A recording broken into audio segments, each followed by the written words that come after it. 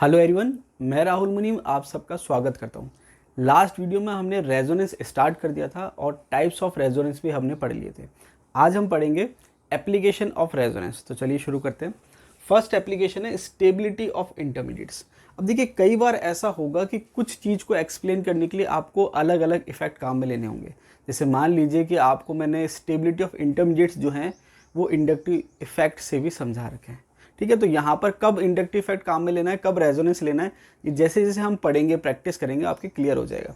तो देखिए, यहाँ पर अगर सिंपल 1 डिग्री 2 डिग्री 3 डिग्री था तो वहाँ हमने इंडक्टिव इफेक्ट से समझा था। अब यहाँ पर मान लीजिए इस टाइप का कोई केस है तो वहाँ पर आप उसको रेजोनेंस से समझ सकते हैं। अब यहाँ पर क्या है, जैसे ये है आपके कार्बोकेटाइन जो है उस पर 3 बेंजीन रिंग जुड़ी हुई है। अब 3 की जगह अगर मैं सिंपल कहूँ, एक ही अगर माने हम, तो एक हम कैसे मान सकते हैं कि ये CH2 प्लस है और ये बेंजीन रिंग है। अब ये क्या है, रेजोनेंस शो करेंगे। रेजोनेंस शो करेंगे तो क्या होगा कि अब यहाँ पर क्या होता है कि हमने टाइप्स ऑफ रेजोनेंस में पढ़ा था प्लस आर और माइनस आर। तो ग्रुप पे डिपेंड करा था प्लस आर और माइनस आर, मतलब ग्रुप इलेक्ट्रॉन दे रहा है या ग्रुप इलेक्ट्रॉन ले रहा है। उसमें एक चीज़ हमारे क्लियर हो गई कि ये जो बेंजीन रिंग है ये फ्लेक्सिबल है, ये इलेक्ट्रॉन दे भी सकती है और इलेक्ट्रॉन ले भी सकती है, कंडीशन पे डिपेंड करेगा। अब यहाँ पर ये प्लस चार्ज है तो ये क्या करेगी, इलेक्ट्रॉन दे देगी, और अगर माइनस चार्ज होता तो इलेक्ट्रॉन ले लेती। तो यहाँ पर आप देख रहे हैं कि जो है बेंजीन रिंग जो है रेजोनेंस शो करेगी, चाहे प्लस चार्ज हो, चाहे माइनस चार्ज हो, चाहे रेडिकल हो, तीनों ही केस में रेजोनेंस शो करेगी। अगर कार्बन पे प्लस है तो बेंजीन रिंग इलेक्ट्रॉन दे देगी कार्बोकेटाइन को, और कार्बन पे माइनस है तो इलेक्ट्रॉन ले लेगी। तो दोनों ही केस में क्या कर रही है, स्टेबल कर रही है। इसका मतलब ये हुआ कि रेजोनेंस से जो स्टेबिलिटी ऑर्डर आएगा वो कार्बोकेटाइन, कार्बेनाइन और रेडिकल तीनों के लिए सेम आएगा। जबकि इंडक्टिव इफेक्ट में कार्बोकेटाइन के लिए अलग था और कार्ब एनाइन के लिए अलग था। क्लियर है। तो रेजोनेंस जो है यहाँ पर अगर प्लस है तो इलेक्ट्रॉन दे देगी, और अगर यहाँ पर माइनस है तो ये क्या करेगी, ये यहाँ से यहाँ और ये यहाँ से यहाँ। प्लस के केस में इलेक्ट्रॉन चले गए ऊपर और बेंजीनिंग पे प्लस आ गया, माइनस के केस में इलेक्ट्रॉन आ गए और बेंजीनिंग पे माइनस आ गया। तो दोनों ही केस में क्या करेगी, कार्बोकेटाइन और कार्बोनाइन को क्या करेगी, स्टेबल करेगी। अब यहाँ पर 3 pH रिंग है तो रेजोनेंस ज़्यादा होगा तो ज़्यादा स्टेबल, फिर 2 में रेजोनेंस कम होगा, 1 में रेजोनेंस और कम होगा। अब इसके बाद मैंने क्या कर दिया, एलाइलिक ले लिया। तो एलाइलिक जो ग्रुप है उसमें भी रेजोनेंस होगा कि ये यहाँ से यहाँ, लेकिन एलाइलिक ग्रुप में जो रेजोनेंस है वो फिनाइल ग्रुप के कंपेरिजन में क्या है, कम है। तो ये आपके ऑर्डर हो गया कार्बोकेटाइन का। ठीक है, 3 डिग्री किस में, पीएच में, 3 pH, फिर 2 pH, फिर 1 pH, फिर allylic. Similarly 3 pH, 2 pH, 1 pH और ये एलाइलिक। अब यहाँ पर मैंने ये ब्रैकेट में लिख दिया sp2। ये मैंने आपको बता रखा है जब कार्ब एनायन पढ़ाया था कि कार्ब एनायन में कार्बन का जो हाइब्रिडाइजेशन होता है वो क्या होता है, sp3, और स्ट्रक्चर होता है पायरेबिटल। लेकिन अगर वो नेगेटिव चार्ज रेजोनेंस में इन्वॉल्व हो जाता है तो वहाँ पर क्योंकि डीलोकलाइजेशन ऑफ इलेक्ट्रॉन हो रहा है तो वहाँ पर हाइब्रिडाइजेशन होता है sp2। इसका मतलब अब ये जो नेगेटिव चार्ज के जो इलेक्ट्रॉन हैं ये p ऑर्बिटल में, किस में है, प्योर p ऑर्बिटल। अब ये बिल्कुल बेसिक सी चीज़ें। आप जैसे मान लीजिए क्वेश्चन ये पूछ ले कि ये जो है रेडिकल, इसमें जो नेगेटिव चार्ज के इलेक्ट्रॉन है वो कौन से ऑर्बिटल में हैं, ऑप्शन आ जाएगा sp, sp2, sp3, sp, कुछ भी आ जाएगा। आंसर क्या होगा, sp2। सॉरी, ये लोन पेयर किस में, p ऑर्बिटल में, बाकी हाइब्रिडेशन क्या है, sp2। ये बिल्कुल बेसिक सी चीज़ें हैं। सारी चीज़ें जो हैं आपको कहीं भी लिखी हुई नहीं मिलेगी, ये आपको समझनी है और कंसेप्चुअली करनी है। क्लियर है, हाइब्रिडेशन sp2 और ये जो प्योर p ऑर्बिटल है उसमें नेगेटिव चार्ज है। क्लियर। अब देखिए रेडिकल के केस में भी सेम है। 3 डिग्री मतलब 3 pH, रेजोनेंस ज़्यादा, 2 pH, फिर थोड़ा कम, ये 1 pH। अब ये जो केस है ये वाला, या ये जो हम जो है इसको हम बेंजाइलिक कहते हैं। बेंजाइलिक का मतलब benzylic carbocation, benzylic कार्बेनाइन, benzylic free radical. ठीक है, ऐसे इसको एलाइलिक कह रहे हैं, एलाइलिक कार्बोकेटाइन, एलाइलिक कार्बेनाइन और एलाइलिक रेडिकल। ठीक है, तो यहाँ पर अगर हम रेडिकल की बात करें, देखिए तीनों की बात नहीं कर रहा, केवल रेडिकल की बात कर रहा हूँ। रेडिकल की स्टेबिलिटी का ऑर्डर अगर हम बात करें तो 3 डिग्री फिनाइलिक, फिर 2 डिग्री फिनाइलिक, फिर बेंजाइलिक, सॉरी फिनाइलिक का मतलब 3 pH, फिर कार्बन पे रेडिकल, 2 pH कार्बन पे रेडिकल, फिर उसके बाद बेंजाइलिक, उसके बाद एलाइलिक, 3 डिग्री, 2 डिग्री, 1 डिग्री, फिर CH3। ये आपके फ्री रेडिकल का स्टेबिलिटी ऑर्डर है। अब यहाँ पर बेंजाइलिक, एलाइलिक और ये एग्जाम में कई बार पूछ रखा है। ठीक है, यहाँ पर तो इतने ज़्यादा नहीं पूछे, ये वाला ज़्यादा पूछ रखा है, तो ये आप ध्यान रखना। ये अभी स्कूल लेक्चर में भी पूछा है, बेंजाइलिक, उसके बाद एलाइलिक, उसके बाद 3 डिग्री, 2 डिग्री, 1 डिग्री। ये आपको रेडिकल की स्टेबिलिटी का ऑर्डर बता रहा हूँ मैं। ठीक है, चलिए अब यहाँ पर क्या है कि यहाँ पर तो मैंने केवल ये शो कर दिया कि जो आपके इंटरमीडिएट है, मतलब प्लस है, माइनस है या रेडिकल है, उस पर कितना रेजोनेंस ज़्यादा होगा उस हिसाब से स्टेबिलिटी डिसाइड हो रही है। मतलब बेंजीन रिंग जो पीएच रिंग जो है, बेंजीन रिंग आप कह सकते हो डायरेक्टली कितनी जुड़ी हुई है, 1 जुड़ी हुई है, 2 जुड़ी हुई है, 3 जुड़ी हुई है, जितनी ज़्यादा होंगी उतना रेजोनेंस होगा। और एलाइलिक है तो भी रेजोनेंस होगा। यहाँ पर हमने क्या देखा है कि रेजोनेंस ज़्यादा है या कम है। अब यहाँ पर अगर मैं इसमें प्लस आर और माइनस आर इफेक्ट लगा दूँ, जैसे मैंने वहाँ लिख रखा है प्लस आर और माइनस आर, तो कैसे सॉल्व करना है, ठीक है। वहाँ पर क्या होगा कि जैसे मान लीजिए कि अभी तो मैंने केवल आपको दिया कि ये CH2 है बेंजीन रिंग पे। अब वो क्या करेगा कि CH2 प्लस दे दिया उसने, ठीक है, तो एक तो केवल बेंजीन पे CH2 प्लस दे देगा, और एक वो क्या करेगा अलग अलग ग्रुप लिख देगा। अलग अलग ग्रुप लिख दिया, जैसे मान लीजिए उसने लिख दिया OH, उसने लिख दिया NO2, और भी ग्रुप लिख सकता है इस टाइप से। तो वहाँ पर क्या करेगा वो आपसे स्टेबिलिटी कंपेयर कराएगा। कैसे, जैसे मान लीजिए बेंजीन पे CH2 लगा हुआ ऊपर प्लस में, जैसे ये है। अब इसमें एक में स्ट्रक्चर में क्या कोई भी ग्रुप नहीं है, दूसरे जो स्ट्रक्चर 4 ऑप्शन होंगे तो नो डाउट एक में कोई भी ऑप्शन नहीं है, दूसरे में OH लिख दिया, तीसरे में CH3 लिख दिया और कोई ऑप्शन लिख दिया, तो वहाँ पर वो स्टेबिलिटी ऑर्डर पूछ सकता है। या फिर वो ये पूछेगा कि सबसे ज़्यादा स्टेबल कौन सा और सबसे कम स्टेबल कौन सा है। अब यहाँ पर क्या ध्यान रखना है कि केवल बेंजीन रिंग थी तब तो सिंपल रेजोनेंस था, लेकिन अब बेंजीन रिंग के साथ क्या है, क्योंकि देखिए यहाँ पर बेंजीन रिंग की संख्या चेंज हो रही थी तो रेजोनेंस चेंज हो रहा था। अब यहाँ इसने क्या करा, एक बेंजीन रिंग फिक्स कर दी।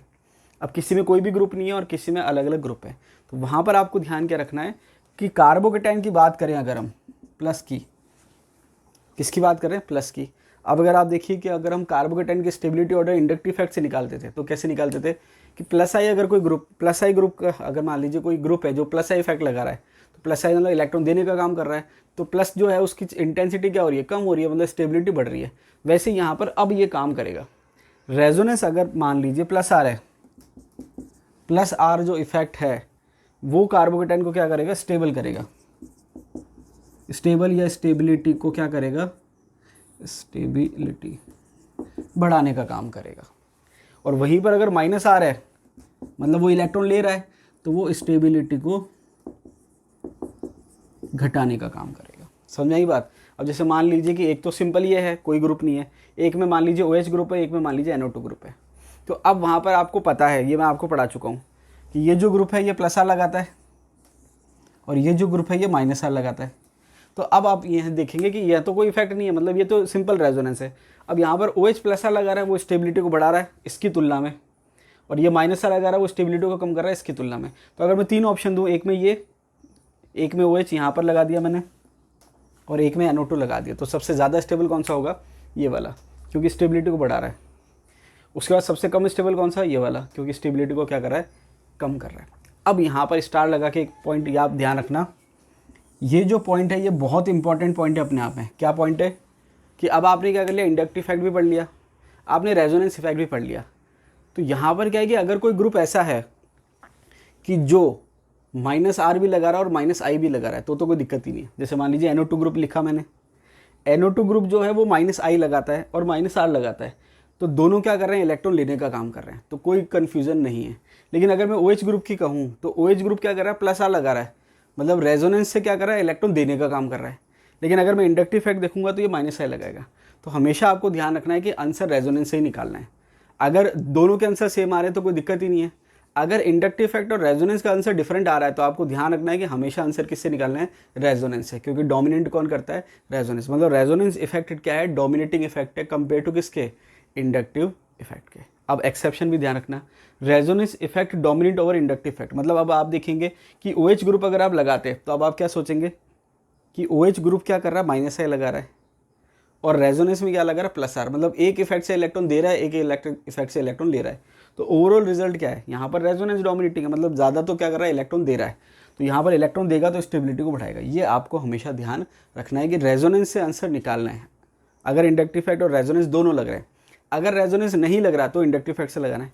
यहाँ पर एक्सेप्शन क्या है, dominant over inductive effect except chlorine, bromine, iodine. अगर ये 3 दे रखे हैं तो वहाँ पर आपको आंसर रेजोनेंस से नहीं निकालना है, इंडक्टिव इफेक्ट से निकालना है। ये आप ध्यान रखना, बहुत क्रूशियल पॉइंट है, बहुत इंपॉर्टेंट पॉइंट है। क्योंकि अगर ये चीज़ आपके समझ में नहीं आई तो काफ़ी सारी चीज़ आपकी समझ में नहीं आएगी, और ये चीज़ आपकी समझ में आ गई तो आपको मैक्सिमम चीज़ समझ में आ जाएगी। वापस रिपीट कर देता हूँ कि अगर सिंपल CH2 है, कोई ग्रुप नहीं है, तो हमने कहा कि भाई स्टेबल है, रेजोनेंस है। अब इसने क्या करा, अगले जो ऑप्शन है उसमें पैरा पोजीशन पे OH लगा दिया या पैरा पोजीशन पे NO2 लगा दिया। तो आपको क्या करना है, रेजोनेंस चेक करना है उस ग्रुप का। अगर प्लस आ रहा है तो स्टेबिलिटी को बढ़ाएगा, किसकी, कार्बोकेटाइन की, और माइनस आ रहा है तो स्टेबिलिटी को कम करेगा। क्लियर। अब यहाँ पर आपको क्या ध्यान रखना है, NO2 है तो वो माइनस आ लगा रहा, माइनस आ लगा रहा, मतलब आपको रेजोनेंस ही चेक करना है। और OH है तो ये माइनस आई लगा रहा है लेकिन प्लस आर लगा रहा है, तो आंसर आपको प्लस आर से निकालना है। ठीक है। अब जैसे मान लीजिए कि मैंने क्लोरीन लगा दिया। अब क्लोरीन लगाने से क्या है कि यहाँ पर अब आपको रेजोनेंस चेक नहीं करना, यहाँ पर आपको इंडक्टिव इफेक्ट चेक करना है। ठीक है। मतलब यहाँ पर क्या है कि ये एक्सेप्शन है, क्योंकि तो ये आपके क्या करेगा, माइनस आई लगाएगा, और माइनस आई क्या करता है, कार्बोकेटाइन की स्टेबिलिटी को क्या करता है, कम करता है। तो यहाँ पर जब मैं आपको क्वेश्चन सॉल्व करवाऊंगा तो और क्लियर हो जाएगा कि मैं आपको क्या समझाना चाह रहा हूँ। क्या क्वेश्चन क्या है कि उसने क्या करा कि ये आपके कार्बोकेटाइन दे दिया, उसने क्या करा, अलग अलग ग्रुप लगा दिया। तो वहाँ पर जितना माइनस आई लगेगा उसकी स्टेबिलिटी कम हो जाएगी, सॉरी जितना माइनस आर लगेगा स्टेबिलिटी कम हो जाएगी, और जितना प्लस आर लगेगा स्टेबिलिटी बढ़ जाएगी। चलिए अब ये बात होगी कार्बोकेटाइन की। अब अगर मान लीजिए मैं कार्बोनाइन कर दूँ, क्या कर दूँ, कार्बोनाइन, और यहाँ पर ऑप्शन हो जाए कि भाई ग्रुप लग सकता है। तो कार्बोनाइन में क्या है कि अब जो ग्रुप इलेक्ट्रॉन लेगा वो इसकी स्टेबिलिटी को बढ़ाएगा, क्योंकि हमने क्या देखा था, प्लस वाले में तो ये दे रहा है और माइनस वाले में ले रहा है। अब यहाँ पर जो है उल्टा हो जाएगा। अगर मैं अब कार्बोनाइन की बात करूँ, यहाँ पर कार्बोनाइन कर देते हैं, तो कार्बोनाइन के केस में क्या होगा, क्योंकि नेगेटिव चार्ज है तो यहाँ पर इलेक्ट्रॉन लेगा तो स्टेबल करेगा। तो अगर प्लस आ रहा है तो वो क्या करेगा, स्टेबिलिटी को डिक्रीज करेगा, और अगर माइनस आ रहा है तो स्टेबिलिटी को बढ़ाएगा। क्योंकि सिंपल सा कंसेप्ट है, प्लस आर का मतलब इलेक्ट्रॉन दे रहा है, माइनस आर का मतलब इलेक्ट्रॉन ले रहा है। प्लस वाले को देने वाला स्टेबल करेगा और माइनस वाले को लेने वाला स्टेबल करेगा। ठीक है। तो यहाँ पर अगर माइनस है तो देने वाला उसको अनस्टेबल कर रहा है, स्टेबिलिटी को डिक्रीज कर रहा है, और अगर माइनस आ रहा है तो वो क्या कर रहा है, इलेक्ट्रॉन ले रहा है, तो इसको नेगेटिव को इलेक्ट्रॉन ले रहा है, इलेक्ट्रॉन का जो चार्ज है उसको कम कर रहा है, स्टेबिलिटी को बढ़ा रहा है। और अगर हम क्लोरीन, ब्रोमीन, आयोडीन की बात करें, इनसे तुलना नहीं कर रहा, मैं नॉर्मल बात कर रहा हूँ। ठीक है। तो यहाँ पर ये क्या करेगा, ओवरऑल इलेक्ट्रॉन लेने का काम करेगा। तो इलेक्ट्रॉन लेगा तो ये भी स्टेबिलिटी को क्या करेगा, बढ़ाएगा नेगेटिव के लिए। लेकिन यहाँ पर क्या है कि इनमें कंपैरिजन नहीं पूछेगा। क्यों? क्योंकि यहाँ पर इसका इफेक्ट ज़्यादा होगा, मतलब रेजोनेंस का इफेक्ट ज़्यादा होगा कि कंपेयर टू Cl। ठीक है। तो ये मैंने आपको बता दिया। तो यहाँ पर क्या है कि स्टेबिलिटी ऑफ इंटरमीडिएट इससे क्लियर हो जाएगा कि भाई आपके रेजोनेंस है, ज़्यादा है, कम है, प्लस है या माइनस है। और जब हम क्वेश्चन सॉल्व करेंगे वहाँ पर आपको एग्जैक्ट क्लियर हो जाएगा कि क्वेश्चन क्या पूछे जाते हैं। तो ये तो हो गई स्टेबिलिटी ऑफ इंटरमीडिएट की बात, कि आपके इंटरमीडिएट है वहाँ पर अगर रेजोनेंस दे रखा है तो रेजोनेंस चेक करना है, अगर केवल इंडक्टिव इफेक्ट पूछा तो इंडक्टिव इफेक्ट चेक करना है। डिपेंड करेगा क्वेश्चन कैसे पूछ रखा है। नेक्स्ट क्वेश्चन की अगर हम बात करें, देखिए ये पॉइंट इंपॉर्टेंट है, ये भी आप ध्यान रखना। हालांकि बहुत ज़्यादा पूछते नहीं है एग्जाम में, लेकिन पूछते हैं तो फिर आपके लिए इंपॉर्टेंट हो जाएगा। ये क्लियर हो गया, ये पूछ रखा एग्जाम में, ध्यान रखना। बेंजाइलिक, एलाइलिक, फिर 3 डिग्री, ये रेडिकल की बात हो रही है, इसमें नहीं पूछ रखा। कार्बोकेटाइन, कार्बोनाइन में नहीं पूछ रखा, ये पूछ रखा बेंजाइलिक के बाद एलाइलिक, एलाइलिक के बाद 3 डिग्री, 2 डिग्री, 1 डिग्री। आरपीएससी ने पूछ रखा। अब यहाँ भी आप अलग अलग बुक्स में देखेंगे अलग अलग मिल जाएगा, लेकिन आरपीएससी ने इसी ऑर्डर को फॉलो कर रखा है, इसलिए मैंने आपको यही ऑर्डर लिखवाया। सेकंड आपके पॉइंट है acidic strength of compound. Acidic strength of compound मैंने आपको इंडक्टिव इफेक्ट में पढ़ाया था। वहाँ पर आपको क्या ध्यान रखना है ओवरऑल, कि अगर देखिए कार्बोकेटाइन की स्टेबिलिटी का कंसेप्ट क्या है, इलेक्ट्रॉन देने वाला उसको स्टेबल करेगा, चाहे वो इंडक्टिव इफेक्ट से दे चाहे वो रेजोनेंस से दे। ऐसे यहाँ पर अगर मैं एसिड की बात करूँ तो वहाँ पर हमने देखा था कि अगर माइनस आई है तो वो स्टेबल कर रहा था एसिड को, या एसिड की स्ट्रेंथ को बढ़ा रहा था।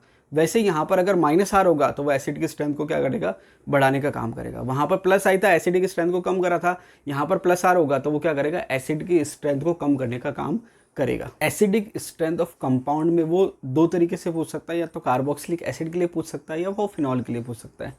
तो कार्बोक्सिलिक एसिड और फिनॉल की अगर हम बात करें तो जैसे मैंने अभी आपको बताया था, कंपेयर करने के लिए क्या होगा कि एक तो सिंपल बेंजोइक एसिड है और एक सिंपल फिनॉल है, या फिर वो क्या करेगा उसके साथ जी लगा देगा, जी मतलब कोई ग्रुप लगा देगा पैरा पोजीशन पे। नॉर्मली पैरा पे ही पूछ रखें। तो वहाँ पर क्या ध्यान रखना है आपको, ध्यान क्या रखना है कि जी अगर माइनस आर लगा रहा है तो वो एसिडिक स्ट्रेंथ को बढ़ाएगा, चाहे वो बेंजोइक एसिड के डेरिवेटिव की बात हो चाहे वो फिनॉल के डेरिवेटिव की बात हो। और अगर मान लीजिए प्लस आ रहा है क्योंकि इलेक्ट्रॉन दे रहा है तो वो एसिडिक स्ट्रेंथ को कम करने का काम करेगा। अब मैं आपको एक एग्जांपल से समझा देता हूँ। जैसे मान लीजिए 3 एग्जांपल है, अब इसको आप या तो तीनों के केस में OH मान सकते हैं या तीनों के केस में COH मान सकते हैं। ठीक है, मानना सेम है आपको। तो जैसे मान लीजिए कि OH है और OH है, तो नीचे इसमें NO2 लगा हुआ है और इसमें कुछ भी ग्रुप नहीं है और इसमें NH2 है। अब आप चाहो तो COH मान लो, नीचे NO2 लगा हुआ है, यहाँ कोई ग्रुप नहीं और यहाँ NH2 है। अब इसको हमको एसिडिक स्ट्रेंथ को कंपेयर करना है। तो जैसे मान लीजिए ये COH ग्रुप है, इसको हम कंपेयर कर रहे हैं। तो हमने क्या कहा कि अगर कोई ग्रुप +R लगा रहा है वो एसिडिक स्ट्रेंथ को कम करेगा। तो आप क्या करो कि ग्रुप चेक करो कि जो ग्रुप लगा के दे रखे हैं वो +R वाले हैं या -R वाले। तो मैंने देखा यहाँ तो कोई ग्रुप है ही नहीं, इसको मैंने क्या मान लिया, रेफरेंस मान लिया। ये NO2 ग्रुप है, -R लगा रहा है, इलेक्ट्रॉन लेने का काम कर रहा है। तो -R क्या कर रहा है, एसिडिक स्ट्रेंथ को बढ़ा रहा है, तो इसकी स्ट्रेंथ क्या हो गई, ज़्यादा हो गई। और ये जो ग्रुप है +R लगा रहा है, तो +R लगा रहा है मतलब एसिडिक स्ट्रेंथ क्या हो गई, +R क्या कर रहा है, डिक्रीज कर रहा है, इसकी कम हो गई। तो जो ऑर्डर आया वो क्या आया, -R वाली का एसिडिक स्ट्रेंथ ज़्यादा, फिर जिसमें कोई ग्रुप नहीं उसको मैंने बीच में रख दिया, और जिसमें +R है उसमें एसिडिक स्ट्रेंथ क्या हो गई, कम हो गई। तो वह क्या करेगा, ऐसे करके 4 ऑप्शन देगा। फिर वो पूछ सकता है सबसे ज़्यादा एसिडिक कौन सा है, सबसे कम एसिडिक कौन सा है। तो आपको ध्यान क्या रखना है कि -R वाला सबसे ज़्यादा एसिडिक होगा और +R वाला सबसे कम एसिडिक होगा। तो ये आपके क्वेश्चन आ सकते हैं। वो चाहे तो मतलब COH के रेफरेंस में पूछ सकता है, या वो चाहे तो फिनॉल के या OH के रेफरेंस में भी पूछ सकता है। अब यहाँ पर क्या है कि ग्रुप मैक्सिमम केस में आपने देखा है मैंने पैरा पे ही लगाए। उसका कारण क्या है, उसका कारण ये है कि रेजोनेंस केवल ऑर्थो पैरा पे लगता है, तो इसलिए ऑर्थो पे पूछ सकता है या पैरा पे पूछ सकता है, मेटा पे नहीं पूछेगा। अगर मेटा पे पूछ रहा है तो वहाँ रेजोनेंस शो नहीं होता। आपको पता है, मैंने पढ़ा रखा है कि रेजोनेंस इफेक्ट केवल ऑर्थो पैरा पे होता है। तो अगर वो रेजोनेंस पे बेस पे क्वेश्चन पूछना चाह रहा है तो या तो वो ग्रुप ऑर्थो पे देगा या वो पैरा पे देगा, मेटा पे बिल्कुल नहीं देगा। अगर बाई चांस मेटा पे कोई ग्रुप है तो वहाँ पर रेजोनेंस इफेक्ट काम नहीं करेगा, वहाँ पर आपको केवल इंडक्टिव इफेक्ट देखना है। क्लियर। इसके अलावा एक चीज़ और ध्यान रखनी है कि ऑर्थो पे क्यों नहीं पूछता। ऑर्थो पे पूछने से क्या होता है कि कॉम्प्लिकेशन आ जाता है या क्वेश्चन जो है वो टिपिकल हो जाता है। कैसे कि अगर मान लीजिए मैं फिनॉल की बात कर रहा हूँ, ortho nitrophenol, Meta nitrophenol, para nitrophenol, तो वहाँ पर क्या है कि वहाँ पर हाइड्रोजन बॉन्डिंग का इफेक्ट भी आ जाएगा। ठीक है, हालांकि मैं आपको अभी नहीं पढ़ा रहा, जब मैं आपको पढ़ाऊंगा फिनॉल वहाँ पर बता दूंगा। तो वहाँ पर क्या है, आंसर चेंज हो गया हाइड्रोजन या ऑर्थो पोजीशन पे। और अगर हम एसिड की बात कर रहे हैं तो वहाँ पर भी ऑर्थो इफेक्ट काम करता है ऑर्थो पोजीशन पे, तो उससे भी क्या है, आंसर चेंज हो जाता है। तो ये दोनों कॉम्प्लिकेशन से बचने के लिए एग्जामिनर क्या करता है, पैरा पे ही पूछता है। तो जब मैं आपको फिनॉल पढ़ाऊंगा वहाँ हाइड्रोजन बॉन्डिंग वाला जो इफेक्ट या पॉइंट बता रहा हूँ वो क्लियर कर दूंगा, और जब मैं आपको एसिड पढ़ाऊंगा प्योरली कार्बोक्सिलिक एसिड वाला चैप्टर, वहाँ पर मैं आपको ऑर्थो इफेक्ट क्लियर कर दूंगा। ठीक है, अभी आपको परेशान होने की ज़रूरत नहीं है, आप चाहो तो नेट पर सर्च कर लेना। तो यहाँ पर आंसर या क्वेश्चन पैरा से ही पूछा जाता है। तो ये क्लियर हो गया, इस टाइप से एग्जाम में क्वेश्चन आ चुका है। पैरा पोजीशन पे उसने कार्बोकेटाइन की स्टेबिलिटी पूछ रखी है, कार्ब एनाइन की स्टेबिलिटी पूछ रखी है, और जो एसिड है उसके एसिडिक स्ट्रेंथ का आप कह सकते हैं मैक्सिमम मतलब स्ट्रॉन्गेस्ट एसिड पूछ रखा है या वीकेस्ट एसिड पूछ रखा है। नेक्स्ट एप्लीकेशन है acidic nature of hydrogen atom. अब देखिए acidic nature of hydrogen atom जो है वो लगभग मिलती जुलती है अभी जो हमने इससे पहले वाली पढ़ी जो थी एसिडिक स्ट्रेंथ वाली। अब देखिए वहाँ पर एसिडिक स्ट्रेंथ हम सीधे बात करेंगे कार्बोक्सिलिक एसिड की बात कर रहे हैं कि कौन सा ज़्यादा एसिडिक है और कौन सा कम एसिडिक है। यहाँ पर ये जो हाइड्रोजन है ये नॉर्मली हम कार्बन पे जुड़ा हुआ है उसकी बात कर रहे हैं कि भाई कार्बन पे अगर हाइड्रोजन जुड़ा हुआ है तो वो एसिडिक नेचर का है या नहीं। क्यों? क्योंकि कार्बोक्सिलिक एसिड का तो हमने उसको नाम ही एसिड दे रखा है, तो वो तो एसिडिक नेचर का है ही है। तो वहाँ पर हम ये कंपेयर करें कि कौन सा ज़्यादा स्ट्रॉन्ग एसिड है और कौन सा वीक है। यहाँ पर हम कह रहे हैं कि जो हाइड्रोजन है वो एसिडिक नेचर का है या नहीं। दूसरा ये मिलता जुलता है किससे, कार्ब एनाइन की स्टेबिलिटी से। कैसे देख लेते हैं। यहाँ पर दे रखा है stability of carbanion increases, मतलब कार्ब एनाइन की स्टेबिलिटी जैसे जैसे बढ़ेगी वैसे वैसे क्या होगा, ease of formation of carbanion increases. कहने का मतलब ये है कि ये केवल कार्ब एनाइन के लिए नहीं है, कार्बोकेटाइन पे भी लागू होगा और फ्री रेडिकल पे भी लागू होगा। कहने का मतलब ये है कि अगर कोई इंटरमीडिएट की स्टेबिलिटी ज़्यादा है इसका मतलब वो आसानी से रिएक्शन कर रहा है, सॉरी आसानी से फॉर्म हो रहा है, रिएक्शन नहीं कर रहा, आसानी से फॉर्म हो रहा है। इसका मतलब क्या हो, जैसे मान लीजिए फ्री रेडिकल की बात करें तो मैंने कहा कि ये कार्बन और ये हाइड्रोजन, ठीक है। अब ये मैंने कहा कि ये रेडिकल आसानी से बन रहा है, आसानी से बनने का मतलब उसकी स्टेबिलिटी ज़्यादा है, तो दोनों चीज़ एक दूसरे में मिलती जुलती। मैंने कहा कि ये जो आपके फ्री रेडिकल बना इसकी स्टेबिलिटी ज़्यादा है, मैंने क्या कहा, इसकी स्टेबिलिटी ज़्यादा है, ये मैंने कह दिया। अब वो चाहे रेडिकल के लिए कहूँ, यहाँ पर मैंने क्या कहा, ease of formation of carbanion, और यहाँ पर ये कह रहा है stability of carbanion increases, मतलब अगर इंटरमीडिएट की स्टेबिलिटी ज़्यादा है मतलब वो इंटरमीडिएट आसानी से बना है। तो यहाँ पर क्या कह रहा है, stability of carbanion increases, ease of formation of carbanion increases. ये पॉइंट कार्बोकेटाइन पे भी लागू होगा और फ्री रेडिकल पे भी लागू होगा। मतलब अगर आपके इंटरमीडिएट की स्टेबिलिटी ज़्यादा है मतलब वो आसानी से बना है। क्लियर। तो यहाँ पर क्या है कि अगर कार्बन एन की स्टेबिलिटी ज़्यादा है तो वो क्या है, आसानी से फॉर्म हुआ है। तो उसको आप फ्री रेडिकल पे अप्लाई करेंगे। अगर फ्री रेडिकल की स्टेबिलिटी ज़्यादा है, इसका मतलब वो आसानी से बना है। आसानी से बना है मतलब उसकी जो बॉन्ड एनर्जी है वो क्या होगी, कम। बात समझ आ रही है? तो यहाँ पर अगर आपसे कोई पूछ ले कि सबसे आसानी से कौन सा फ्री रेडिकल बनाए, जो सबसे ज़्यादा स्टेबल है, समझ आई बात? जो सबसे ज़्यादा स्टेबल है वो सबसे आसानी से बनाए, और जो आसानी से बनेगा उसकी बॉन्ड एनर्जी कम होगी। तो कई बार वो पूछ लेते हैं कि कौन से कार्बन हाइड्रोजन की बॉन्ड एनर्जी सबसे कम होगी या सबसे ज़्यादा होगी। तो वहाँ पर आपको कैसे सॉल्व करना है कि अगर इंटरमीडिएट या रेडिकल की स्टेबिलिटी ज़्यादा है, तो रेडिकल की स्टेबिलिटी ज़्यादा मतलब वो आसानी से बनाए, आसानी से मतलब बनाए मतलब बॉन्ड एनर्जी क्या है, कम है। तो ये लैंग्वेज चेंज हो गई, कंसेप्ट वही है, ठीक है। तो कई बार क्या होता है, कंसेप्ट हमको पता है लेकिन लैंग्वेज हम क्लियर हम चेक नहीं कर पाते। चलिए वापस इस पे आ जाते हैं। Stability of carbon ion increases मतलब ease of formation of carbon ion increases. अब ये क्या कह रहा है, acidic nature oblique strength of hydrogen increases, मतलब कार्बन आयन जितना ज़्यादा स्टेबल होगा वो ईज ऑफ फॉर्मेशन आसानी से हो जाएगा, और वहाँ पर जो एसिडिक नेचर है हाइड्रोजन की वो बढ़ जाएगी। मतलब जितना ज़्यादा स्टेबल कार्बन आयन बनेगा उतना ही हाइड्रोजन की एसिडिक नेचर क्या होगी, ज़्यादा होगी। क्लियर है? Acidic nature oblique strength of hydrogen क्या है, इंक्रीज हो रही है। यहाँ पर मैंने आपको बता दिया कि रेडिकल की स्टेबिलिटी जितनी ज़्यादा है मतलब वो जो रेडिकल है वो आसानी से फॉर्म हुआ है, उसकी बॉन्ड एनर्जी क्या है, कम है। क्लियर? अब यहाँ पर एक चीज़ और ध्यान रखना कि रेडिकल की स्टेबिलिटी ज़्यादा मतलब उसकी जो बॉन्ड की एनर्जी है वो क्या है, कम है, इसलिए आसानी से बन गया। और उसको आप ऐसे भी कह सकते हैं कि वो आसानी से रिएक्शन भी नहीं करेगा बाकियों के कंपैरिजन में। चलिए आगे चलते हैं। एग्जाम्पल दे दिया, alpha hydrogen of carbonyl group is acidic in nature, मतलब हाइड्रोजन एसिडिक नेचर का, वो कंपाउंड एसिड नहीं है, ठीक है। Alpha hydrogen of carbonyl group is acidic in nature, ये इंपॉर्टेंट पॉइंट है। ये आपके जब कंडेंसेशन रिएक्शन आप पढ़ोगे वहाँ पर बहुत इंपॉर्टेंट है। एल्डोल कंडेंसेशन या बाकी जितनी भी कंडेंसेशन है वहाँ ये काम आएगा पॉइंट। क्या काम आएगा कि जो कार्बोनिल कंपाउंड का अल्फा हाइड्रोजन है वो एसिडिक नेचर का है, तो उससे होगा क्या, जैसे आप बेसिक मीडियम में कार्बोनिल कंपाउंड लेंगे तो कार्बोनिल कंपाउंड का जो अल्फा कार्बन है उस पर क्या होगा, जो एच होगा वो आसानी से क्या होगा, चले जाएगा। अब आपको पता है कि जो कार्बोनिल कंपाउंड है वो कौन सी कैरेक्टरिस्टिक रिएक्शन शो करते हैं, न्यूक्लियोफिलिक एडिशन रिएक्शन। लेकिन यहाँ पर हो क्या रहा है, ये जो OH माइनस है ये बेस का काम भी कर सकता है और ये न्यूक्लियोफाइल का काम भी कर सकता है। तो अगर ऑप्शन है उसके पास कि भैया तो एसिड बेस रिएक्शन हो जाए या वो न्यूक्लियोफाइल की तरह बिहेव करे, तो वहाँ पर जो ऑप्शन जो पहले सेलेक्ट होगा वो कौन सा होगा, एसिड बेस का। क्यों? क्योंकि एसिड बेस की रिएक्शन फास्ट होती है, ईजिली हो जाती है। तो यहाँ पर ये OH माइनस इस पर अटैक ना करके कार्बोनिल पे पहले क्या करेगा, ये H लेगा, और जब ये H लेगा तो कार्बन पे क्या आ जाएगा, माइनस आ जाएगा, कार्बन पे माइनस आ गया। अब ये क्या है, ये न्यूक्लियोफाइल बन गया। तो यहाँ पर ये जो OH माइनस है ये बेस की तरह भी बिहेव करता है और न्यूक्लियोफाइल की तरह भी बिहेव करता है। बेस की तरह बिहेव करने का मतलब H प्लस लेगा, मतलब प्रोटॉन ले लेगा, और न्यूक्लियोफाइल की तरह बिहेव करने का मतलब ये कार्बोनिल वाले कार्बन पे क्या करेगा, अटैक करेगा। तो इसने किसकी तरह बिहेव किया, बेस की तरह। OH माइनस बेस की तरह भी बिहेव कर सकता है और न्यूक्लियोफाइल की तरह भी बिहेव कर सकता है, लेकिन यहाँ पर ये किसकी तरह बिहेव कर रहा है, बेस की तरह। बिल्कुल छोटे छोटे से कंसेप्ट आपके क्लियर होने चाहिए। तो बेस की तरह से बिहेव कर रहा है, H प्लस ले लिया, H प्लस ले लिया तो ये H2O के फॉर्म में निकल गया। अब ये क्या आ गया, कार्बन पे माइनस आ गया।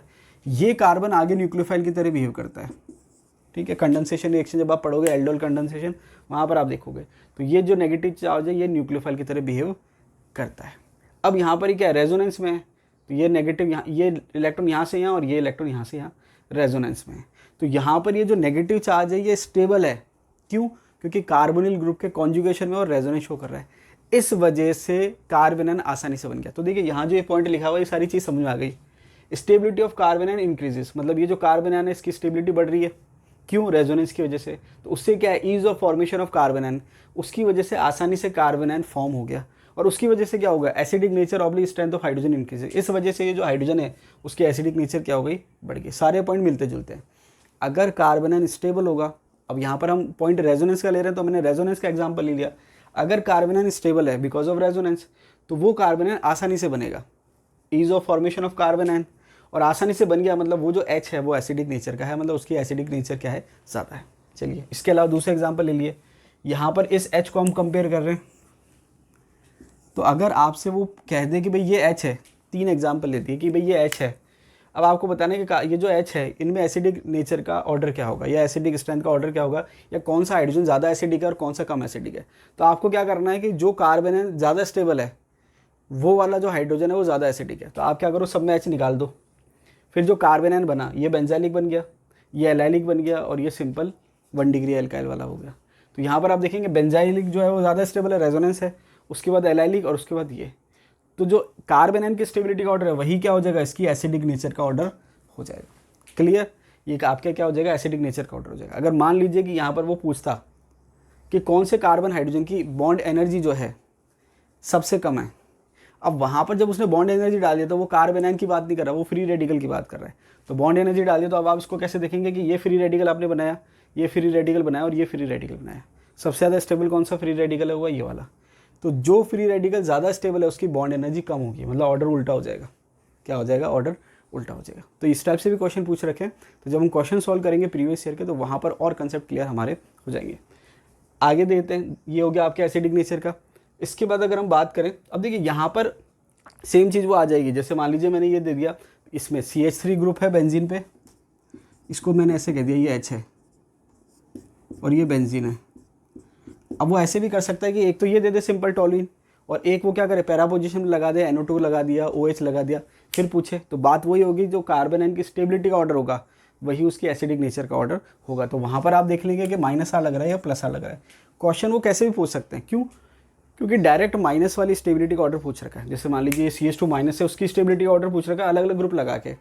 अब वो स्टेबिलिटी का ऑर्डर वैसे ना पूछ के हाइड्रोजन के एसिडिक नेचर का पूछ ले, तो हाइड्रोजन के एसिडिक नेचर का ऑर्डर वही होगा जो कार्बेनाइन की स्टेबिलिटी का ऑर्डर होगा। लैंग्वेज अलग है, क्वेश्चन वो पूछ रखा है। नेक्स्ट एप्लीकेशन है बेसिक नेचर ऑफ कंपाउंड। अब देखिए बेसिक नेचर ऑफ कंपाउंड का मतलब यहाँ पर हम अमीन की बात कर रहे हैं। किसकी बात कर रहे हैं, अमीन की। और मैंने आपको जब इंडक्टिव इफेक्ट पढ़ाया था वहाँ पर मैंने आपको एलिफेटिक अमीन बता दिया था कि 1 डिग्री है, 2 डिग्री है, 3 डिग्री है, कौन सा ज़्यादा बेसिक होगा और कौन सा कम बेसिक होगा। अब यहाँ पर वो क्या कर सकता है, केवल एलिफेटिक पूछ सकता है, केवल एरोमेटिक पूछ सकता है या मिक्स कर सकता है। अब यहाँ पर कॉमन चीज़ जो आपको ध्यान रखनी है वो क्या है, एलिफेटिक अमीन ज़्यादा बेसिक है, उसके बाद एरोमेटिक अमीन और उसके बाद अमाइड। ये कॉमन पॉइंट आपको ध्यान रखना है। उसके बाद एलिफेटिक में कौन ज़्यादा है कौन कम है वो आपको ध्यान रखना है। अमाइड तो वो सबसे कम हो गया, और एरोमेटिक में कौन सा ज़्यादा है कौन सा कम है वो हम और चेक कर लेते हैं। अब यहाँ पर क्या है, एलिफेटिक अमीन ज़्यादा बेसिक है। उसके बाद अगर C6H5 जुड़ा हुआ है NH2 से, मतलब ये एनिलीन हो गया, तो यहाँ पर क्या है कि जो नाइट्रोजन का लोन पेयर है ये आपके जो बेंजीन रिंग है उसके साथ क्या हो जाएगा, रेजोनेंस में हो जाएगा। तो रेजोनेंस में होने से क्या होगा, जैसे ये NH2 है और ये आपके बेंजीन रिंग है, तो ये लोन पेयर यहाँ से यहाँ और ये यहाँ से यहाँ। तो क्योंकि लोन पेयर रेजोनेंस में इन्वॉल्व हो गया, इसका मतलब क्या हुआ कि लोन पेयर की इंटेंसिटी कम हो गई, और लोन पेयर की इंटेंसिटी कम हो गई मतलब बेसिक स्ट्रेंथ कम हो गई। क्यों, क्योंकि बेस किसको कह रहे हैं, लुईस बेस का मतलब क्या है, जो लोन पेयर देता है।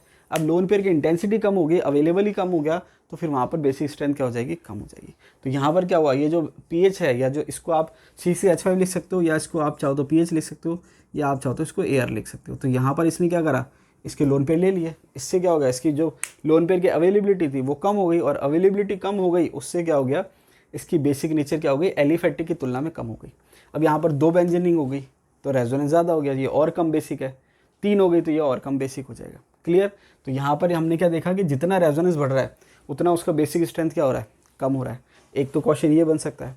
इसके अलावा क्वेश्चन ऐसे बन सकता है जो अभी हम देख रहे हैं, उसने क्या करा, एरोमेटिक सारे दे दिए, अलग अलग रेजोनेंस शो कर दिया। तो यहाँ पर इसमें कोई मतलब ये तो केवल एनिलीन है। अब ये जो ग्रुप है ये +R शो कर रहा है, ये जो ग्रुप है ये -R शो कर रहा है। अब आपको ध्यान क्या रखना है कि अगर नाइट्रोजन पे इलेक्ट्रॉन डेंसिटी ज़्यादा है मतलब वो कंपैरेटिवली ज़्यादा बेसिक है, और कम है मतलब कंपैरेटिवली कम बेसिक है। अब -R क्या कर रहा है, इलेक्ट्रॉन लेने का काम कर रहा है, मतलब ये ज़्यादा लोन पेयर लेने की कोशिश करेगा। तो ज़्यादा लोन पेयर लेगा मतलब ज़्यादा इलेक्ट्रॉन लेगा, लोन पेयर की इंटेंसिटी क्या हो जाएगी, कम हो जाएगी, मतलब क्या हो जाएगा, कम बेसिक हो जाएगा। तो इन दोनों के कंपेरिजन में ये ज़्यादा बेसिक है क्योंकि इसकी इलेक्ट्रॉन डेंसिटी और कम हो गई। अब OH जो है +R लगा रहा है, +R मतलब इलेक्ट्रॉन देने की कोशिश करेगा। तो अगर मैं इनके कंपेयर में बात करूं तो यहाँ पर OH ग्रुप क्या कर रहा है, कंपेरेटिवली इलेक्ट्रॉन देने का काम कर रहा है। तो इलेक्ट्रॉन देगा, ठीक है, तो इलेक्ट्रॉन देगा मतलब उसकी इंटेंसिटी क्या हो गई, बढ़ गई, तो ये कंपेरेटिवली क्या हो जाएगा, ज़्यादा बेसिक हो जाएगा। ठीक है, तो यहाँ पर अगर हम बात करें तो हम क्या देखेंगे कि +R जो है वो क्या कर रहा है, बेसिक स्ट्रेंथ को बढ़ाने का काम कर रहा है, और -R जो है बेसिक स्ट्रेंथ को कम करने का काम कर रहा है। अब वो ऐसा नहीं कि ज़रूरी नहीं कि NO2 ही दे या OH ही दे, OH की जगह NH2 दे देगा, या कोई सा भी ऐसा ग्रुप दे देगा जो +R लगा रहा है, और यहाँ पर कोई सा भी ऐसा ग्रुप दे देगा जो -R लगा रहा है। आपको ध्यान क्या रखना है, +R इंक्रीज होगा तो बेसिक स्ट्रेंथ इंक्रीज हो जाएगी, -R इंक्रीज होगा, +R क्या करेगा, इंक्रीज बेसिक स्ट्रेंथ, मतलब +R अगर ग्रुप है तो वो बेसिक स्ट्रेंथ को बढ़ाएगा, और -R ग्रुप है तो बेसिक स्ट्रेंथ को कम करेगा। तो हमने क्या देखा, ये -R है बेसिक स्ट्रेंथ कम हो गई, ये +R है बेसिक स्ट्रेंथ बढ़ गई, तो ये ऑर्डर आ गया। तो वहाँ पर वो क्या पूछ सकता है कि सबसे ज़्यादा बेसिक कौन सा है, सबसे कम बेसिक कौन सा है। ठीक है, यहाँ पर ये पैरा पोजीशन मैंने दे रखी है, क्योंकि ऑर्थो पोजीशन अगर हो गई तो वहाँ पर फिर ऑर्थो इफेक्ट भी लग सकता है, तो वो आपके इतना लेवल में नहीं है या आपके लेवल का नहीं है, तो इसलिए मैं आपको ज़्यादा परेशान या ज़्यादा आपको कॉम्प्लिकेटेड चीज़ नहीं बता रहा, नहीं तो आप और ज़्यादा कन्फ्यूज आएंगे। तो आप तो पैरा पे ध्यान रखिए, ठीक है, क्योंकि अगर पैरा की जगह मेटा पे दे दिया तो मेटा पे तो फिर रेजोनेंस लग ही नहीं रहा, केवल इंडक्टिव इफेक्ट चेक करना है। और ऑर्थो पे दे दिया तो फिर वहाँ पर आपको रेजोनेंस भी चेक कर सकते हैं, इंडक्टिव इफेक्ट भी चेक कर सकते हैं, और इसके अलावा फिर आप ऑर्थो इफेक्ट भी चेक करेंगे। ठीक है, तो अभी इतना काफ़ी आपके लिए। क्वेश्चन अगर होगा तो मैं आपको उसके टाइम पे बता दूंगा। अब इसके बाद आगे दे रखा है, ये इसने एक क्वेश्चन पूछ रखा है एग्जाम में, ये एग्जाम में क्वेश्चन आ रखा है, क्योंकि देखिए ये तो आपने पढ़ लिया। अब वो क्या करता है कि पिपरिडिन, पिरिडिन और पायरोल ये नाम दे दिए कि भाई इनकी बेसिक स्ट्रेंथ का ऑर्डर बताओ। तो पिपरिडिन होता क्या है कि 6 कार्बन की स्पीसीज है, ये आपके दे रखा है, NH लगा देता हूँ। तो यहाँ पर ये क्या है कि देखा जाए तो ये अब आपके अमीन है, साइक्लिक है, लेकिन एरोमेटिक नहीं कह सकते। ठीक है, यहाँ पर ये जो है एरोमेटिक नहीं है। ठीक है, साइक्लिक अमीन ज़रूर है, लेकिन ये क्या है, ये आपके एलिफेटिक, इसको आप कह सकते हो, एरोमेटिक में नहीं आएगी, साइक्लिक ज़रूर है। क्या है, साइक्लिक है और एलिफेटिक है। इसके अलावा अब आपके हो गया, ये तो हो गया पिपरिडिन की स्ट्रक्चर। पिरिडिन की बात करें तो पिरिडिन की स्ट्रक्चर होती है ये, और पायरोल की बात करें तो पायरोल की स्ट्रक्चर होती है ये। अब यहाँ पर क्या है कि ये तो एलिफेटिक हो गया, साइक्लिक है लेकिन एलिफेटिक हो गया, तो ये नो डाउट ज़्यादा बेसिक हो गया, तो ये पहले लिखा हुआ है। अब बचा पिरिडिन और पायरोल। पिरिडिन और पायरोल में क्या है, पिरिडिन और पायरोल की खास बात क्या है कि यहाँ पर नाइट्रोजन का लोन पेयर जो है, ये नाइट्रोजन पे sp2 हाइब्रिडेशन है, और इस नाइट्रोजन का हाइब्रिडेशन भी क्या है, sp2 है। तो दोनों में फ़र्क क्या हो गया कि यहाँ जो है ये जो लोन पेयर है, ये इसके जो अंदर एरोमेटिसिटी हो रही है उसमें इन्वॉल्व हो गया, और यहाँ पर ये जो लोन पेयर है ये क्या है, प्लेन में है। और हमेशा ध्यान रखना है कि जब रेजोनेंस होता है तो आपको पता है, मैंने बता रखा है कि रेजोनेंस के जो इलेक्ट्रॉन है वो प्लेन के ऊपर और प्लेन के नीचे होते हैं। मतलब रेजोनेंस के जो इलेक्ट्रॉन डीलोकलाइज हो रहे हैं वो प्लेन के ऊपर और प्लेन के नीचे हो रहे हैं, जबकि ये वाला जो लोन पेयर है ये प्लेन के अंदर है। तो यहाँ पर ये जो है रेजोनेंस ऐसे चल रहा है। तो हमने क्या देखा कि जो नाइट्रोजन पे पर्टिकुलर लोन पेयर है, पिरिडिन के केस में वो मॉलिक्यूलर प्लेन में है, इसलिए वो रेजोनेंस में पार्टिसिपेट नहीं कर रहा, जबकि यहाँ पर ये वाला जो है ये रेजोनेंस में पार्टिसिपेट कर रहा है। या हम इसको ऐसे भी कह सकते हैं कि ये वाला लोन पेयर एरोमेटिसिटी में इन्वॉल्व हो रहा है और ये वाला लोन पेयर एरोमेटिसिटी में इन्वॉल्व नहीं हो रहा, तो इसको हम हकल लोन पेयर कहते हैं, इसको हम नॉन हकल लोन पेयर कहते हैं। अब क्योंकि ये रेजोनेंस में इन्वॉल्व हो गया और ये रेजोनेंस में इन्वॉल्व नहीं हुआ, तो इसलिए क्या है कि ये ज़्यादा बेसिक है, सॉरी ये कम बेसिक है और ये ज़्यादा बेसिक है। तो सबसे कम बेसिक पायरोल, उसके बाद पिरिडिन और उसके बाद पिपरिडिन। तो ये आपके ऑर्डर दे रखा है, ये आपके इंपॉर्टेंट है, कई बार एग्जाम में आता है। तो पिरिडिन, पिपरिडिन, पायरोल, ये आपको ध्यान रखना है कि कौन सा ज़्यादा बेसिक है, कौन सा कम बेसिक है। नेक्स्ट एप्लीकेशन है reactivity of benzene and it's derivative. अब देखिए यहाँ पर बेंजीन और उसके डेरिवेटिव जो है उसकी कैरेक्टरिस्टिक रिएक्शन क्या है, कैरेक्टरिस्टिक रिएक्शन है इलेक्ट्रोफिलिक सब्स्टिट्यूशन रिएक्शन।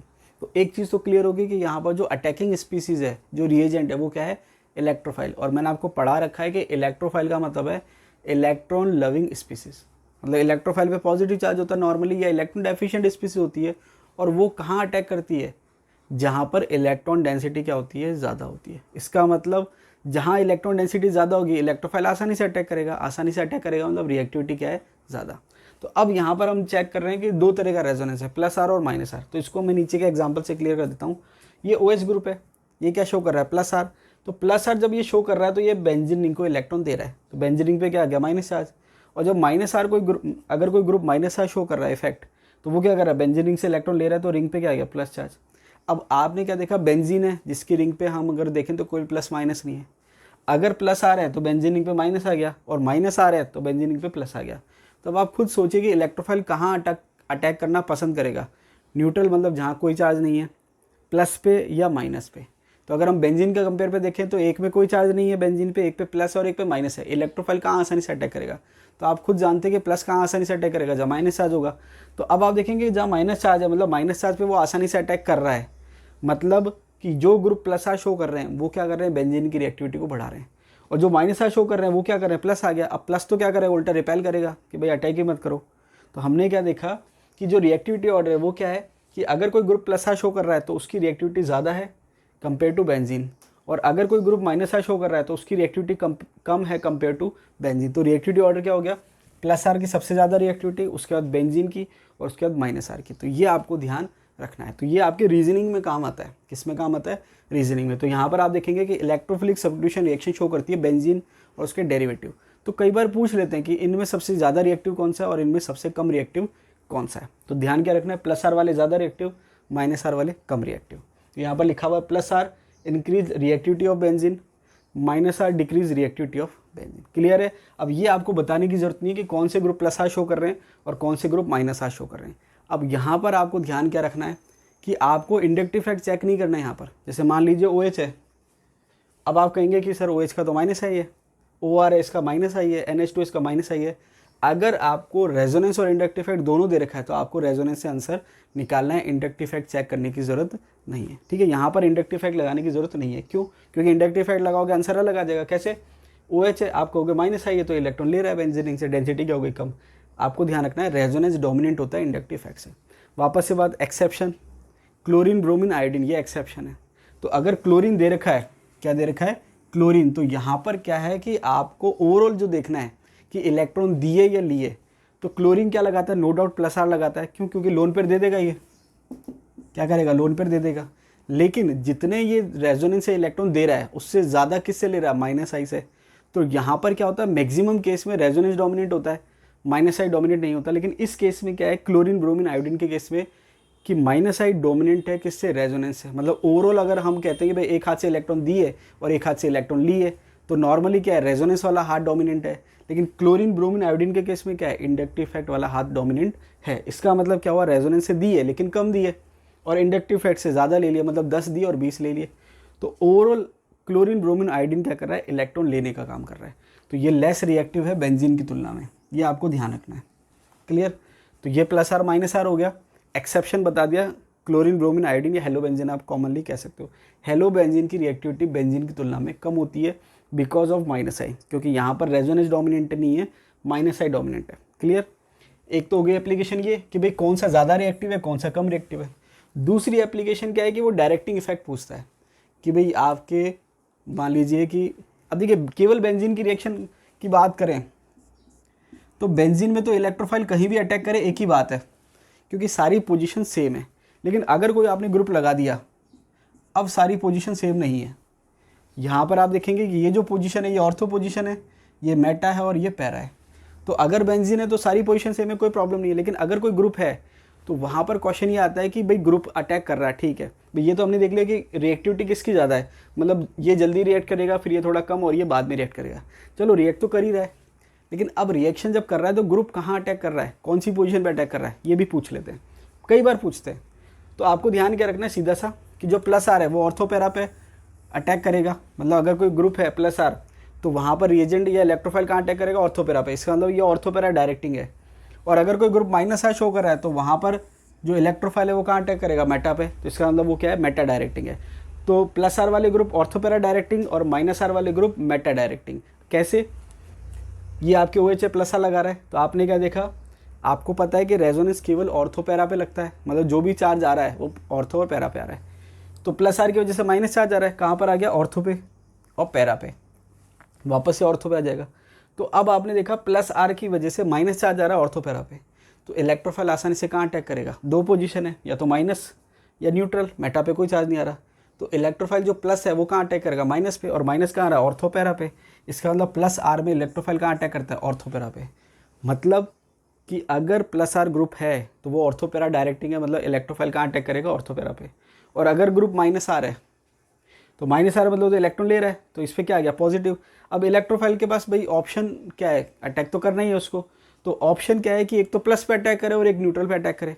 भाई माइनस होता तो खुशी खुशी अटैक करता, लेकिन माइनस तो है नहीं। अब एक है प्लस और एक है न्यूट्रल, तो कहाँ अटैक करेगा, प्लस पे तो अटैक करेगा नहीं, कहाँ करेगा, न्यूट्रल। न्यूट्रल का है मेटा पे, तो ये क्या हो जाएगा, मेटा डायरेक्टिंग।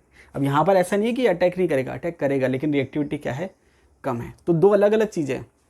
एक तो चीज़ ये है कि बेंजीन के पास इलेक्ट्रॉन डेंसिटी है, कोई ग्रुप उस इलेक्ट्रॉन डेंसिटी को बढ़ा रहा है या कम कर रहा है।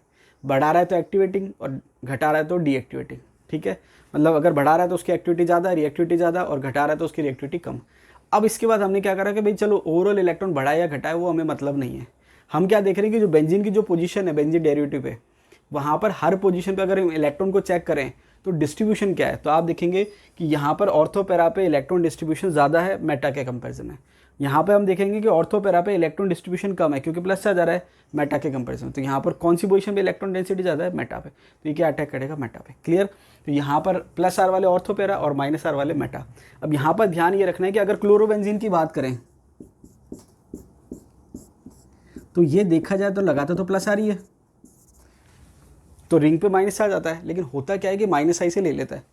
तो अगर ओवरऑल बात करें इलेक्ट्रॉन दिए या लिए, तो ओवरऑल तो क्या कर रहा है, इलेक्ट्रॉन ले रहा है माइनस आई की वजह से, तो क्या कर रहा है, रिएक्टिविटी को कम कर रहा है।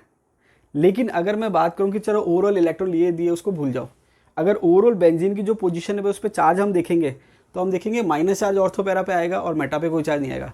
इसका मतलब ये हुआ कि ऑर्थो पैरा पे जो इलेक्ट्रॉन डेंसिटी है वो मेटा की तुलना में ज़्यादा है, इसलिए जो क्लोरीन है वो भी ऑर्थो पैरा डायरेक्टिंग होगा। ये क्लोरीन ब्रोमीन आयोडीन है वो भी क्या होगा, ऑर्थो पैरा डायरेक्टिंग। तो यहाँ पर आप देखेंगे कि जितने भी प्लस आ रहे हैं वो ऑर्थो पैरा डायरेक्टिंग है और एक्टिवेटिंग या रिएक्टिविटी को बढ़ाने वाला है। लेकिन क्लोरीन या ब्रोमीन या आयोडीन जो है वो ऑर्थो पैरा डायरेक्टिंग तो हैं लेकिन रिएक्टिविटी को क्या करते हैं, कम करते हैं। तो ये आपकी एप्लीकेशन है, बहुत इंपॉर्टेंट एप्लीकेशन है, बहुत सारे क्वेश्चन इस पर आते हैं। तो ये जो चीज़ें हैं ये हम जब एरोमेटिसिटी वाला चैप्टर पढ़ेंगे वहाँ पर भी हम डिटेल में डिस्कस करेंगे। अभी क्योंकि एप्लीकेशन पढ़ रहे हैं तो मैंने आपको बता दिया, तो जब हम वहाँ पढ़ेंगे तो आप आसानी से कोरिलेट कर पाएंगे। और जब हम क्वेश्चन सॉल्व करेंगे तो कुछ क्वेश्चन यहाँ सॉल्व कर लेंगे और कुछ क्वेश्चन जब हम एरोमेटिसिटी पढ़ेंगे वहाँ सॉल्व कर लेंगे।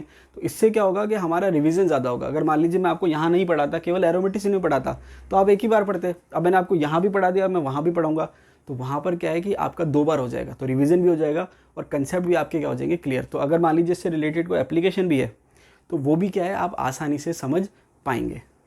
नेक्स्ट एप्लीकेशन है रिएक्टिविटी ऑफ कार्बोनिल कंपाउंड्स। देखिए यहाँ पर आपको मैंने पढ़ा रखा है इंडक्टिव फैक्ट में कि एल्डिहाइड की रिएक्टिविटी कीटोन के कंपैरिजन में ज़्यादा होती है। क्यों? क्योंकि कार्बोनिल कंपाउंड शो करते हैं न्यूक्लियोफिलिक एडिशन रिएक्शन, तो न्यूक्लियोफाइल अटैक करेगा कार्बोनिल कंपाउंड पे। तो यहाँ पर ये कार्बोनिल कंपाउंड है, कार्बन पे क्या है, पॉजिटिव चार्ज, इस पे नेगेटिव चार्ज है। अब देखिए अगर हम केवल कार्बोनिल कंपाउंड की बात करें नॉर्मल कंडीशन में बिना रिएजेंट के, तो वहाँ पर आप इलेक्ट्रोनेगेटिविटी के बेस पे कह सकते हो कि कार्बन पे डेल पॉजिटिव और डेल नेगेटिव है। लेकिन जैसे ही आप रिएजेंट ऐड करेंगे तो ये इलेक्ट्रोमेरिक इफेक्ट शो करेगा। मतलब ये क्या है, कंप्लीट ट्रांसफर क्या हो जाएगा, इलेक्ट्रॉन ऑक्सीजन की तरफ हो जाएगा, कार्बन पे प्लस चार्ज आ जाएगा। लेकिन अगर हम ओवरऑल देखें यहाँ पर तो हम क्या देख रहे हैं, कार्बन पे पॉजिटिव चार्ज आ रहा है। अब जो ग्रुप जुड़ रहे हैं वो क्या इफेक्ट डाल रहे हैं, तो आपको पता है कि यहाँ पर ये न्यूक्लियोफिलिक एडिशन शो कर रहा है, तो न्यूक्लियोफाइल अटैक कर रहा है कार्बन पे, तो न्यूक्लियोफाइल अटैक कर रहा है कार्बन पे, तो कार्बन की इलेक्ट्रोफिलिक नेचर है और ऑक्सीजन की न्यूक्लियोफिलिक नेचर है। अब कार्बन पे अटैक आसानी से कब करेगा, जब उस पर पॉजिटिव चार्ज ज़्यादा होगा, और जितना पॉजिटिव चार्ज कम होगा उतना वो आसानी से अटैक नहीं करेगा। तो जो ग्रुप पॉजिटिव चार्ज को बढ़ाएगा वो रिएक्टिविटी को बढ़ाएगा, और जो ग्रुप पॉजिटिव चार्ज को कम करेगा वो रिएक्टिविटी को क्या कर देगा, कम कर देगा। अब यहाँ पर क्या है कि उस टाइम पे हमने केवल इंडक्टिव इफेक्ट डिस्कस करा था, यहाँ पर मैंने इंडक्टिव भी ले लिया और रेजोनेंस भी ले लिया। तो आप इसको ऐसे समझिए कि अगर मान लीजिए कोई ग्रुप है आर, एल्काइल ग्रुप है, तो वो इलेक्ट्रॉन देगा कार्बन को, कैसे देगा, इंडक्टिव इफेक्ट से प्लस आई से। लेकिन अगर मैंने मान लीजिए बेंजीन रिंग डाल दी, तो बेंजीन रिंग इलेक्ट्रॉन दे रहा है कार्बोनिल को, कैसे दे रहा है, रेजोनेंस से। क्योंकि अभी हमने देखा था कि ये आपकी डबल बॉन्ड O है और ये बेंजीन रिंग है, ठीक है। तो ये यहाँ से यहाँ और ये यहाँ से यहाँ, तो अब ये जो रेजोनेंस है ये इलेक्ट्रॉन दे रहा है कार्बन को, तो इंडक्टिव के कंपेरिजन में क्या कर रहा है, ज़्यादा इलेक्ट्रॉन दे रहा है। तो ज़्यादा इलेक्ट्रॉन देगा तो रिएक्टिविटी को क्या करेगा, ज़्यादा कम कर देगा। तो ओवरऑल ऑर्डर की अगर हम बात करें तो अभी भी आपको ध्यान क्या रखना है, aldehyde is more reactive than ketone. उसमें आपको ध्यान क्या रखना है, एलिफेटिक ज़्यादा रिएक्टिव है, एरोमेटिक कम रिएक्टिव है। तो यहाँ हमने क्या देखा, फॉर्मल्डिहाइड सबसे ज़्यादा रिएक्टिव है, फिर सिंपल एल्डिहाइड RCHO कर दिया, ज़्यादा रिएक्टिव है। उसके बाद क्या है, ये PHCO है, PHCHO मतलब बेंजल्डिहाइड है। तो यहाँ पर क्या है कि ये प्लस आई से इलेक्ट्रॉन दे रहा है और ये प्लस आर से इलेक्ट्रॉन दे रहा है, ठीक है। ये प्लस आई, ये प्लस आर, ठीक है। ये प्लस आई से इलेक्ट्रॉन दे रहा है और ये प्लस आर से इलेक्ट्रॉन दे रहा है। तो ज़्यादा डोमिनेटिंग कौन है, ये। तो हमने क्या कहा कि एलिफेटिक एल्डिहाइड ज़्यादा रिएक्टिव है कंपेयर टू बेंजल्डिहाइड, क्लियर है। उसके बाद फिर हमने क्या करा, ध्यान रखना एल्डिहाइड ही ज़्यादा रिएक्टिव है। उसके बाद आएगा कीटोन, तो जहाँ पर दोनों आर हैं, एलिफेटिक है, ज़्यादा रिएक्टिव है। फिर मैंने क्या कहा, एक पीएच और एक आर उसके बाद रिएक्टिव है, और दोनों पीएच क्या है, सबसे लास्ट में रिएक्टिव है। तो ये जो है आपके, ये सबसे कम रिएक्टिव है, ठीक है, ध्यान आपको रखना है। ये उसके बाद और ये उसके बाद। तो कई बार रिएक्टिविटी का जब क्वेश्चन आता है कि भाई सबसे कम रिएक्टिव कौन सा है, या कोई रिएजेंट दे देगा कि भाई इससे कौन रिएक्ट नहीं कर रहा, तो आप देखेंगे कि जो सबसे कम रिएक्टिव है वो रिएक्ट नहीं कर रहा। तो ये आपके कई सारे क्वेश्चन सॉल्व करने में हेल्प करेगा। तो ये आपको ओवरऑल ऑर्डर ध्यान रखना है। क्लियर। इसके बाद अगर हम बात करें, ये तो देखिए सिंपल कंपेयर कर लिया, फॉर्मल्डिहाइड, फिर एल्डिहाइड, फिर एरोमेटिक एल्डिहाइड, फिर कीटोन, फिर एरोमेटिक कीटोन, इस टाइप से। अब यहाँ पर अगर मान लीजिए इसने सारे दे दिए, तीनों इसने क्या कर दिए, एरोमेटिक दे दिए, मतलब ये वाला पोर्शन सेम है तीनों में। अब इसने ग्रुप लगा दिए, तो हमको क्या करना है, चेक करना है। अब आप ये देखेंगे कि जब अटैक कर रहा है न्यूक्लियोफाइल, ज़्यादा कब करेगा, जब कार्बन पे प्लस होगा। प्लस ज़्यादा कब होगा, जब इलेक्ट्रॉन लेने वाला ग्रुप होगा। तो इलेक्ट्रॉन लेने वाला जो ग्रुप है -R, वो इसकी रिएक्टिविटी को बढ़ाएगा कार्बोनिल कंपाउंड की, और जो देने वाला ग्रुप है वो इसकी रिएक्टिविटी को क्या करेगा, कम करेगा। तो जो चीज़ आपने कंसेप्ट सीख लिया वो आप कई जगह अप्लाई कर सकते हैं। ये एप्लीकेशन पार्ट होता है। तो आपको क्या करना है, रटना नहीं है, आपको समझना है ताकि आप चीज़ों को अप्लाई कर सकें। वरना अगर आप रटेंगे तो आप क्या देखेंगे, भाई ये लाइन हमारी पड़ी हुई है, यही हमारी आएगी तो हम कर पाएंगे। अगर कुछ भी डिफरेंट दे दिया, नया दे दिया, तो हम कंसेप्ट अप्लाई नहीं कर पा रहे, तो वहाँ पर आप नहीं कर पाएंगे। तो आपको रटना नहीं है, समझना है। जो चीज़ याद करने की है, मिनिमम चीज़, वो तो आपको याद करनी है, लेकिन फिर उसको यूज़ करना, अप्लाई करना आना चाहिए। तो आपको क्या करना है, कंसेप्ट लर्निंग करनी है। क्लियर। तो यहाँ पर हमने क्या देखा कि ये -R लगा रहा है, -R लगाने से क्या है, कार्बन पे क्या आएगा, प्लस चार्ज बढ़ जाएगा। प्लस चार्ज बढ़ेगा मतलब आसानी से न्यूक्लियोफाइल अटैक करेगा, रिएक्टिविटी ज़्यादा है। ये सिंपल हो गया। और ये क्या कर रहा है, +R कर रहा है, इलेक्ट्रॉन दे रहा है, कार्बन पे प्लस चार्ज कम हो जाएगा, रिएक्टिविटी क्या हो जाएगी, कम। तो ये आपको ध्यान रखना है। इस टाइप से भी पूछ सकते हैं। देखिए आपको तैयार रहना है कि कुछ भी क्वेश्चन पूछे, हम तैयार हैं, कुछ भी पूछ लो, कोई कमी हमारे में नहीं है। ठीक है, आगे देखते हैं। Reactivity of halo alkane and hello benzene. तो कई बार क्या है कि जो आपके हेलोजन डेरिवेटिव्स हैं, एलिफेटिक भी हो सकते हैं, एरोमेटिक भी हो सकते हैं, तो वहाँ पर रिएक्टिविटी का ऑर्डर पूछ लेते हैं कई बार। तो वो भी आप इससे समझ सकते हो। कैसे, अगर मैं बात करूँ सिंपल हेलो एल्केन, ये तो आपके सिंपल एल्किल हैलाइड, ठीक है, या हेलो एल्केन हो गया, और ये एरिल हैलाइड या हेलो बेंजीन हो गया। अब इन दोनों की रिएक्टिविटी कंपेयर करूँ तो इसकी रिएक्टिविटी ज़्यादा है, इसकी कम है। ऐसा क्यों? ऐसा इसलिए कि इसमें रेजोनेंस नहीं है, उसमें रेजोनेंस है। अब रेजोनेंस से क्या हुआ, रेजोनेंस से ये हुआ कि ये यहाँ से यहाँ और ये यहाँ से यहाँ। तो जब आप इसकी रेजोनेटिंग स्ट्रक्चर बनाएंगे तो ये इस टाइप से बन जाएगी।